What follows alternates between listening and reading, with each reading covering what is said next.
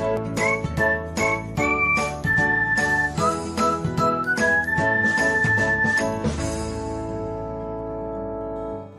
everyone, welcome back to another episode of Technologyglance. Today in this video, I am going to guide you through how you can show content of channel notifications on BIP. So let's get started.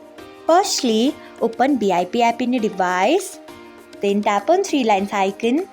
Next, tap on settings. After that, tap on notifications. Then tap on channel notifications. Next, you can see the option of lock screen. Turn on it by tapping on it. Next, tap on save.